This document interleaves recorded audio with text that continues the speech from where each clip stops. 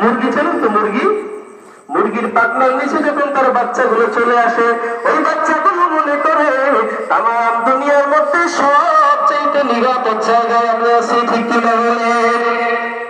আল্লাহ পাক জানেন, ও সন্তান, তোমার মা বাবা যদি বৃদ্ধ হয়ে যায়, তোমার মা বাবা যেন এতটুকু আশ্বাস পায় যে আমার আব্দুর রহমান আব্দুর রহিম যতদিন দুনিয়ায় জীবিত আছে, আমার কেউ কোনো কথা বলার সাহস রাখবে না, এতটুকু আশ্বাস যেন তোমার মা বাবা তোমার প্রতি পায়।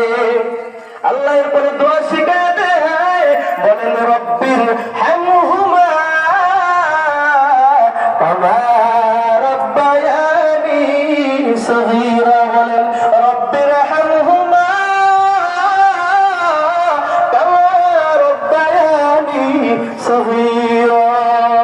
আল্লাহ বলেন এরপরে তোমার মা বাবার জন্য এমনি ভাবে দোয়া করো, আমি আল্লাহর কাছে দোয়া করো, আল্লাহ আমার মা বাবা যেমনি ভাবে ছোটবেলায় আমার লালন পালন করছে, আমার যখন কোনো শক্তি ছিল না, আমি যখন বলতে পারি নাই ক্ষুধা লাগলে মা ক্ষুধা লাগছে আমি বলতে পারি নাই, আমি আমার জামা কাপড় নষ্ট করে ফেলছি মাকে বলতে পারি নাই।